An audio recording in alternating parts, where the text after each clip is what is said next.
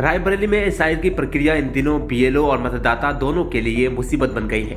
पहले चरण का काम खत्म होने की कगार पर है, लेकिन बिना किसी ट्रेनिंग के बीएलओ को फील्ड में भेज दिया गया है। जल्दी फॉर्म भरने का दबाव इतना है कि कई जगह लोग मानसिक तनाव झेल रहे हैं।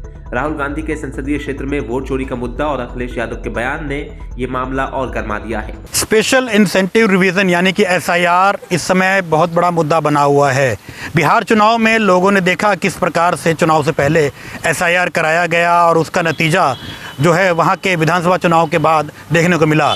तो अब एसआईआर जो है वो अब यूपी में भी हो रहा है और रायबरेली जो कि राहुल गांधी का संसदीय क्षेत्र है और यहाँ पर एसआईआर जो है वो भी हो रहा है। लेकिन जो यहाँ पे इसकी एसआईआर की जो प्रक्रिया है वो कहीं ना कहीं संदेह के घेरे में नज़र आ रही है।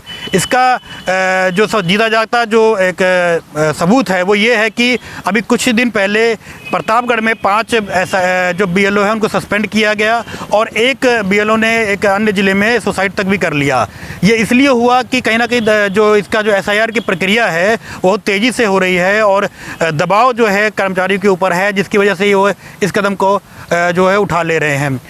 रायबरेली की जहाँ तक बात की जाए तो रायबरेली में जो बीएलओ हैं जो घर घर जा रहे हैं उनको जो समय सीमा दी गई थी वो काफ़ी कम थी, जिसके कारण उनके जो उसका जो समय सीमा का जो असर है उनके काम पे ही पड़ रहा है और वो जल्दबाजी में जो एसआईआर की प्रक्रिया को पूरा किए जा रहे हैं। और जबकि उनको ना ही किसी तरह की विशेष ट्रेनिंग दी गई थी और ना ही कोई किसी तरह का उनको जो है इसकी नॉलेज है कि एसआईआर फॉर्म को किस तरह से पूरी तरह से भराया जाए। जो लोग उनसे जब उनसे सवाल पूछते हैं, जो अलग तरीके से सवाल आते हैं, तो उनका वो जवाब भी नहीं दे पाते हैं। तो आपको एक चीज़ और बता दें कि इसमें एसआईआर में एक कर्मचारी ने यहाँ तक भी कह दिया गया कि वो नहीं चाहता था कि वो एसआईआर के काम में लगे, लेकिन उस पर इतना दबाव बनाया गया तो उसको मजबूरन उसमें काम करना पड़ा। तो कहीं ना कहीं ये भी वजह हो सकती है जो कर्मचारियों को मानसिक रूप से जो प्रताड़ित होने को मजबूर होना पड़ रहा है।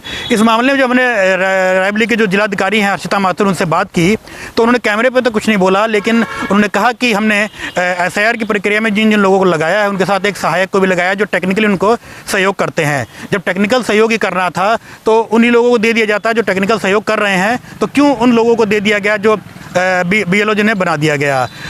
एक बड़ी बात ये भी आती है कि जब चुनाव होता है तो चुनाव में शिक्षकों की ड्यूटी लगाई जाती है क्योंकि उन पर विश्वास किया जाता है वो पढ़े लिखे हैं और उस प्रक्रिया को बड़े अच्छे तरीके से निभाएंगे। तो इतना बड़ा जो कार्य है एसआईआर का, जिसमें कि चुनाव का जो अधिकार है लोगों का छीन सकता है, उसमें इस प्रकार की लापरवाही ये बहुत बड़ी लापरवाही बताती है। जिलाधिकारी हर्षिता माथुर का कहना है कि बीएलओ को टेक्निकल मदद दी गई है, लेकिन ज़मीनी हकीकत कुछ और ही दिखती है।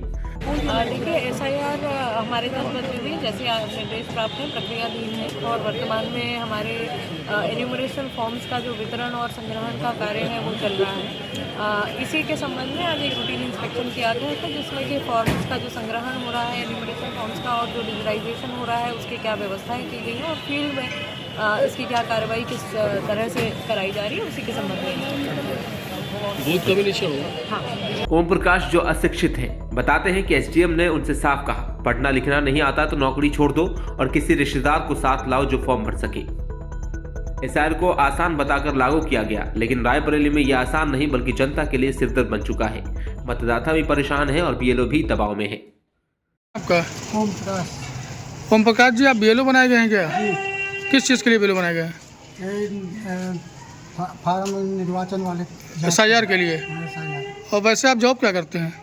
हम नगर पालिका में चपरासी के पद पर काम करते हैं। चपरासी के पद पे? जी। तो आपकी योग्यता क्या है? कोई नहीं। योग्यता नहीं है कुछ? जी नहीं। तो आप बीएलओ कैसे बना दिए गए? अब ये तो हमारे ये हमें पूरी जानकारी नहीं, फिलहाल नगर पालिका जीत गई वहाँ तहसील को, तहसील से हमारा नाम आ गया।